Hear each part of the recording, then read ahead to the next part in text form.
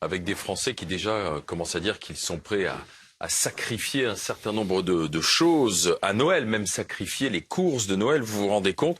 Toujours est-il qu'aujourd'hui, les produits augmentent. On voit les Français qui arbitrent déjà lorsqu'ils font les courses dans les supermarchés. On va en parler. Avec Gaëtan Mélin qui a fait ses courses. C'est peut-être pas celle de Noël encore. Non, pas encore, mais effectivement... il y a le lait qui se bat. On peut peut-être montrer parce qu'on ne le voit pas là. Le lait se sauve. Voilà. Mettez-le. Est-ce qu'on peut le... Oui, je vous en prie, profitez. Voilà. C'est pas des cadeaux de Noël, c'est plutôt des produits du quotidien, ça. Le panier de côté, comme ça, on le verra mieux. Non, voilà. Rapprochez-le de vous. Voilà. C'est parfait. On rappelle le principe.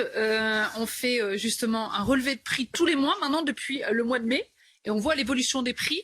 Et en octobre dernier, on avait constaté une progression de 11,6% dans l'alimentaire, qui a d'ailleurs été confirmée par l'INSEE. Et là, en fait, ce qu'on constate, c'est que globalement, on est toujours en hausse. Mais sur l'alimentaire, ça se calme un tout petit peu. On est à moins 0,7%. Alors bien évidemment, c'est une moyenne. On a relevé toutefois des prix en hausse, notamment le lait. Le lait, il est passé à 1,09 € le litre, contre 1,06 € le mois dernier. Mais surtout, ce qu'il faut savoir, c'est qu'en mai dernier, il était à 99 centimes. Donc vous voyez, c'est assez notable. Progression également du prix du pain, le café également en très forte progression. Mais ce mois-ci, ce qui nous a alerté, c'est surtout les produits d'hygiène. Ce bidon de lessive, il a pris 37% en un mois. C'est considérable. Alors, j'ai essayé de comprendre pourquoi. Est-ce que c'était à cause des frais de transport, des frais d'emballage, bref, tout ce dont on parle depuis des mois maintenant. Et en fait, on m'a expliqué que ce genre de produit, eh bien, il sert d'appel pour les distributeurs et généralement, il fait l'objet de promotions. Et en fait, quand je suis allée faire mes courses hier, il est tout simplement, il n'était pas en promotion, tout comme d'ailleurs les protections périodiques, effectivement. Et puis on notera aussi une chose qui est importante. Vous vous souvenez, le mois dernier, je vous avais expliqué que le prix du poulet avait considérablement augmenté. On était à 29,59 € le kilo. On est toujours à 29,59 €. Ça veut dire que pour 2 malheureux filets de poulet, aujourd'hui, il faut dépenser pas moins de 10 €. Mais sur le mois de novembre, on est sur une stabilité également sur le prix des steaks hachés qui reste toutefois très élevé. On est à plus de 13 € le kilo encore une fois. Et puis, en revanche, la bonne nouvelle, c'est sur le beurre et les œufs, puisque là, on a une baisse des prix, mais il faut dire aussi qu'ils avaient très fortement augmenté. Alors, peut-être que le Black Friday, c'est vendredi, mais il a déjà commencé, on le voit, il y a des promos partout. Est-ce que ça ne va pas sauver finalement la consommation et sauver les Français en ce mois de novembre? Parce qu'il y a des promos partout. Alors c'est vrai. Et en fait, on voit bien depuis qu'on est dans ce choc inflationniste et ce choc de pouvoir d'achat, il y a une recrudescence, un achat de plus en plus important sur les promotions commerciales. Et donc le Black Friday étant, j'allais dire, la super fête des promos, c'est parmi la période de l'année où vous allez trouver les prix les moins chers possibles. C'est sûr qu'il y a fort à parier que les Français vont jouer la carte du Black Friday. Mais attention. Là, il n'y a plus de polémique sur le Black Friday. Il y a encore quelques années, on va dire là, les Américains nous ont encore inventé quelque chose. Là, on est heureux finalement que le Black Friday arrive là. Alors en fait, c'est plus même Black Friday, j'allais dire, c'est presque la Week Friday, Week Black, parce qu'en fait maintenant ça dure quasiment une semaine, 10 jours. Mais attention, ce Black Friday, il est particulièrement orienté autour des produits non alimentaires, c'est-à-dire le textile, électroménager, tout ce qui est tablettes, smartphones et autres. Textile qui ne va pas bien, l'habillement, ça souffre là en ce moment. Exactement, mais pourtant ça reste sur le Black Friday le premier secteur d'activité qui sera consommé. Et là, en revanche, on est dans le domaine alimentaire, et c'est vrai qu'on a un léger tassement. Et pour donner un petit éclairage sur ce qui était évoqué, c'est que ce décalage, parce que c'est des décalages de hausse, en fait, on voit que finalement ça augmente par à-coup. Il est particulièrement lié aux négociations commerciales qui ont lieu entre les distributeurs et les industriels, et qui sont des négociations qui répondent finalement à un jeu d'échange. Et donc, à un moment, quand ils se mettent d'accord sur ce qu'on appelle passer une hausse, tout d'un coup, vous avez les prix qui augmentent sur les produits, mais tant qu'ils sont pas d'accord, ça passe pas. Et il semblerait que sur un certain nombre de produits, on finit par passer des hausses. Parfois, on les stagne un petit peu parce que les produits ont quand même pas mal augmenté. Denis. Ce que je trouve très compliqué en fait, parce que c'est pour le gouvernement qui se retrouve face à un pays où évidemment on a tous en mémoire les gilets jaunes et l'impression aussi d'une marmite sociale prête à bouillir. Et en fait, dans cette hausse de l'inflation, vous avez rappelé les produits qui étaient touchés. C'est très injuste pour eux parce que si vous voulez, ils font un bouclier tarifaire sur le plan énergétique, ils dépensent 46 milliards d'euros pour l'électricité et le gaz des Français en un an, mais dans le ressenti, c'est comme avec l'insécurité, si vous voulez, il y a le sentiment d'insécurité et il y a le sentiment d'inflation. Dans le ressenti, évidemment, quand ce sont les pâtes qui augmentent, les steaks hachés, quand ce sont la lessive, le beurre, le lait. les ménages les plus modestes le ressentent directement. En plus, avec des augmentations. Donc on oublie qu'il y a une restriction sur le carburant, on oublie qu'il y a un bouclier tarifaire, on ne voit que l'augmentation de l'alimentaire ou d'autres. Toute la difficulté politique pour le gouvernement, c'est effectivement d'expliquer, comme l'a dit Bruno Le Maire à l'Assemblée cet après-midi, interpellé par un député du Rassemblement national justement sur les problèmes d'inflation, c'est que pour lui, les Français ont un seul portefeuille et dans ce portefeuille, ils vont utiliser de l'argent pour payer leur électricité, leur gaz et aussi pour payer avec le même portefeuille, le même argent, pour payer leurs biens de première nécessité. Mais effectivement, les Français aujourd'hui sont plutôt focus sur leurs biens de première nécessité. Et après, quand même, pour rebondir sur le Black Friday, il y a un deuxième problème pour le gouvernement, et j'en parlais avec un conseiller de Bruno Le Maire cet après-midi, c'est qu'on est dans une société qui a installé maintenant du pouvoir d'achat, de la consommation, certains diraient peut-être de l'hyper-consommation. La consommation, c'est ce qui a toujours, ça a été le moteur de la croissance ces 20 ou 30 dernières années en France. Mais si vous voulez, quand vous avez parce qu'on produit plus grand-chose, donc on consomme. 52% du pays. Voilà. Quand vous avez des problèmes de pouvoir d'achat et des problèmes liés à l'inflation, effectivement, c'est un peu compliqué quand vous êtes décideur politique de voir des Français se ruer sur des enceintes pour écouter de la musique ou sur du textile ou sur des produits qui ne sont pas de première nécessité et en même temps de devoir expliquer que cette hausse des produits pour le coup de première nécessité n'est pas de leur fait. Mais les Français sont-ils... En fait, ils s'habituent, ils vont devoir s'habituer à cette inflation parce qu'elle va pas disparaître, on le sait. Non, ils vont s'habituer, mais ils ont déjà commencé à s'habituer. C'est-à-dire que les arbitrages sont permanents. Il faut savoir qu'il y a un Français sur deux qui fait ses courses alimentaires à plus ou moins de 5 euros. Donc ça veut dire quoi? Ça veut dire que si on a décidé de dépenser 35, on n'ira pas au-delà de 40.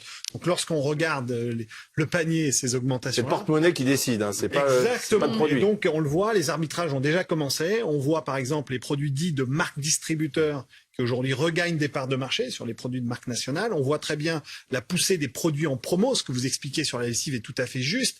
C'est-à-dire que on chasse ces promos. On chasse ces promos. On a des. Faut savoir que un consommateur. Il y a des affiches. Voilà, exactement. Il y a un consommateur qui vit la promo de manière tout à fait occasionnelle dans l'année. Il va faire à peu près 150 euros d'économie par an. Un consommateur qui va la chasser, il va quasiment doubler ce chiffre. C'est-à-dire, il va quasiment entre 300 euros, 350 euros par an qu'il peut gagner parce qu'il va être promophile, si vous voulez. Donc, un consommateur averti fait des économies. Un consommateur averti fait des économies. Et donc, c'est un peu tous ces arbitrages-là qui sont dans le panier rouge qu'on a en face de nous. Politiquement, Benjamin Duhamel, la période qui arrive va être compliquée parce que c'est la période des fêtes.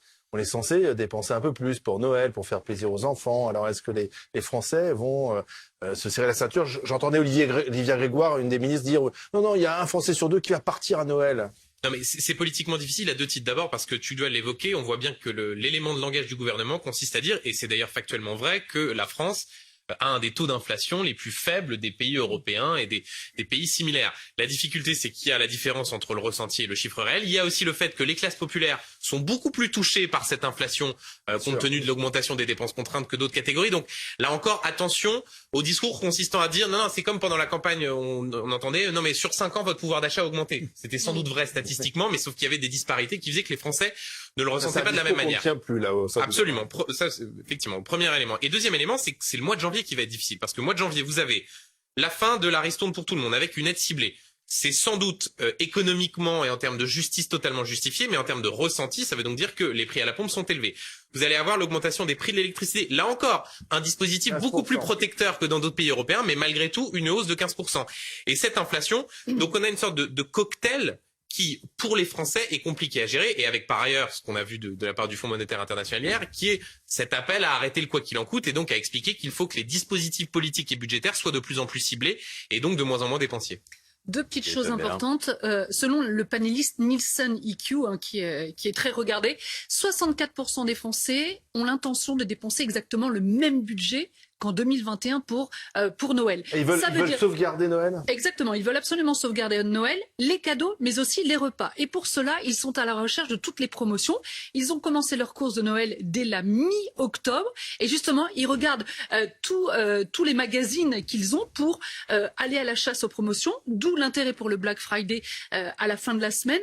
Et puis, une chose aussi qui est très importante, c'est que le pire, ça ne sera pas en janvier, comme le dit Benjamin, mais ça sera en mars, parce que là, va commencer les négociations entre les industriels et les distributeurs.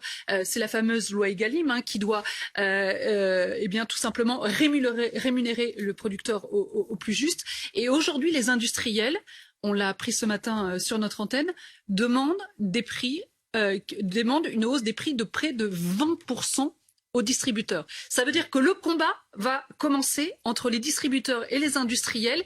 Et même si les distributeurs disent qu'on n'aura pas 20% d'augmentation des prix, on aura quand même une augmentation des prix à 2 chiffres. Et ça va faire très très mal aux Français. Ça sera au printemps. Franck Mathey est avec nous, c'est le porte-parole de Jouet Club. Bonjour Franck Mathey. Bonjour. Comment ça se passe déjà dans vos magasins? Est-ce qu'il y a déjà les achats de Noël qui ont commencé? Est-ce que vous sentez qu'on est sur des ordres de budget sensiblement comme l'année dernière ou ça resserre?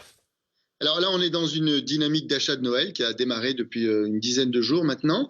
Et effectivement, on constate que les consommateurs ont conservé un budget pour l'instant identique à ce qu'on a vu l'an dernier. Donc c'est plutôt une bonne nouvelle et c'est le signe qu'effectivement, on va privilégier les enfants, on va privilégier Noël. Donc pour notre profession, c'est une nouvelle encourageante. Et ça veut dire au niveau des prix, vous êtes comment vous?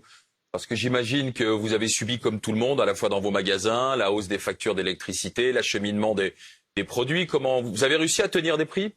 Oui, on s'est battu avec nos fabricants, on fait des économies d'énergie, on a mis en place des plans adaptés pour cela et on a constaté dans nos magasins une inflation sur le prix des jouets de Noël de 3,6%, ce qui représente 1,10 € pour un jouet à 30 €. Donc c'est tout à fait acceptable et supportable par les consommateurs.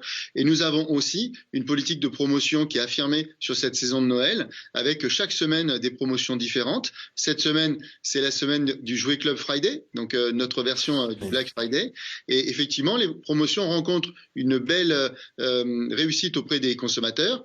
Mais n'oublions pas que Noël, c'est d'abord la liste au Père Noël, c'est les cadeaux que les enfants vont sélectionner dans les catalogues, et c'est à partir de cette liste que les parents vont pouvoir faire leurs achats, les grands-parents, les familles, et l'essentiel des ventes est à venir, puisque le mois de décembre devrait représenter cette année environ 60% des ventes de Noël. Mais ça veut dire quand même que si on veut faire des bonnes affaires, il faut que ces listes de Noël se fassent assez rapidement, là, avant vendredi, avant le Black Friday. Alors, il faut que les enfants travaillent, là. Oui, mais dans les opérations qui concernent le Black Friday, on trouve très très peu de jouets du moment, parce que les jouets du moment sont déjà au meilleur prix, c'est-à-dire à prix coûtant. Donc c'est difficile de faire des promotions compte tenu de la réglementation française en vigueur actuellement. Donc c'est plutôt des jouets qui ont des niveaux de stock qui sont importants. Et c'est le rôle du Black Friday, c'est de faire en sorte d'écouler des stocks importants dans les magasins et de faire profiter les consommateurs de belles promotions. Avec du Made in France ou pas? Il y a du Made in France, du Made in Europe, du Made in China. On a un petit peu tout. C'est assez varié, ça dépend des enseignes.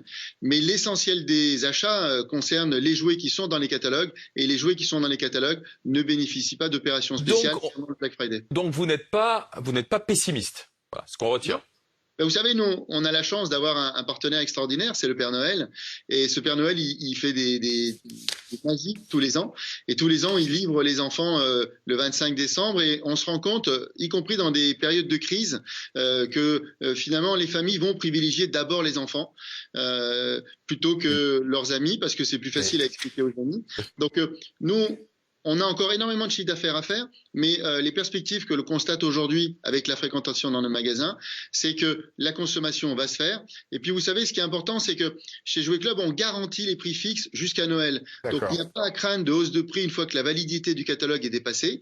Donc ça aussi, c'est un facteur de réassurance et qui va permettre aux consommateurs de pouvoir dépenser le budget qu'ils ont prévu pour les cadeaux pour leurs enfants. Merci Franck Mathey. Alors il y a le Père Noël, il y a plusieurs Pères Noël en France. Il y a aussi l'État, c'est un peu le Père Noël parce que l'État fait beaucoup de chèques, donne beaucoup d'aides. Le FMI vient de dire quand même il faudrait que ça s'arrête parce qu'on dépense de l'argent qu'on n'a pas. Est-ce que ça va vraiment s'arrêter? Parce qu'Emmanuel Macron a quand même habitué les Français à ces aides multiples depuis le Covid?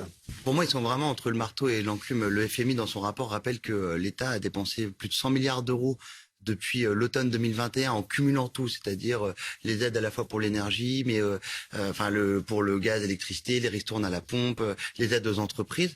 Et l'État se veut bon gestionnaire dans le même ordre de temps. Donc ils sont entre le marteau et l'enclume de ce côté-là. Et puis le FMI rappelle dans son rapport que, comme dans ses préconisations surtout, de plus cibler vers les plus nécessiteux. Or, c'est ce qu'essaye déjà de faire le gouvernement. Je vous rappelle que avant l'été, ils ont indexé les minima sociaux, comme le RSA par exemple, sur l'inflation, qu'ils ont anticipé la hausse des retraites pour justement anticiper cette inflation. Mais ils sont aussi dans un piège parce que quand vous commencez à cibler des aides de l'État pour les plus nécessiteux, il y a beaucoup de gens qui se sentent plus nécessiteux que leurs voisins en France. Et donc, c'est compliqué de pouvoir déterminer le périmètre dans lequel vous intervenez. Mais Bercy se félicite cet après-midi, alors je ne sais pas avec quel degré de bonne foi, mais de ce rapport du FMI en disant, vous savez, nous aussi, on est la partie gouvernement, parce que je vous rappelle qu'ils viennent de la droite, de l'échiquier politique, qui avons vocation à travailler sur la rigueur budgétaire, quand d'autres membres de la majorité politique, eux, nous incitent plutôt à la dépense. Oui, enfin comment dire, il y a aussi cette injonction contradictoire, c'est qu'on voit bien que si on fait quelque chose de très ciblé immédiatement, et d'ailleurs peut-être sur ce plateau parfois c'est oui c'est une usine à gaz, il y a les fameux effets de seuil, c'est-à-dire que à partir de quand on touche cette indemnité, et puis si on arrose tout le monde de façon indifférenciée à ce moment-là, on crée des effets d'injustice, on crée parfois des effets signaux qui sont négatifs. Typiquement, le fait d'avoir fait cette ristourne à la pompe dans un moment où on appelle à la sobriété, c'était quelque chose de tout à fait contradictoire. Et avec, pour le coup, une difficulté qui est là, une difficulté technique par rapport au bouclier tarifaire qui rentrera à partir de janvier, ce sera limité à 15% pour tout le monde, alors que sans doute, idéalement, il aurait été préférable de plutôt cibler en fonction de ceux qui en ont le plus besoin. Mais là, pour le coup, ce que nous explique Bercy, c'est que par rapport à cette hausse des prix du gaz et de l'électricité, ce n'était pas possible de cibler davantage. Ils avaient réfléchi justement sur ce bouclier tarifaire de l'année 2023 à calculer la consommation de base d'un foyer. Voilà, pour les premiers, la première énergie utilisée. Le chèque alimentaire, compliqué à faire. le chèque alimentaire qui a été promis, qui a été repoussé, finalement, ce sera pas un chèque, ça sera une aide qu'on va donner en une fois, c'est ça? C'est ça, exactement. Ça va être une aide qu'on va essayer de cibler. C'est toujours dans ce dispositif-là, pour une raison très très simple, c'est que la consommation est un élément constitutif de la croissance de la France. Vous l'avez expliqué, c'est 52% du PIB en France. Donc aujourd'hui, soutenir la consommation des Français, c'est soutenir notre économie. Et on l'a bien vu aujourd'hui, dans ce qui se passe quand on compare à nos voisins européens, on a tendance souvent à dire ça, c'est-à-dire que la France tombe un peu moins vite que les autres en récession, mais en revanche, elle se relève plus lentement. Donc on est vraiment dans ces logiques-là, c'est-à-dire que nous, on voit très bien qu'on est les moins mauvais des élèves, mais il y a fort à parier que dans une logique de reprise économique mondiale, on sera sans doute un peu les dernières parties.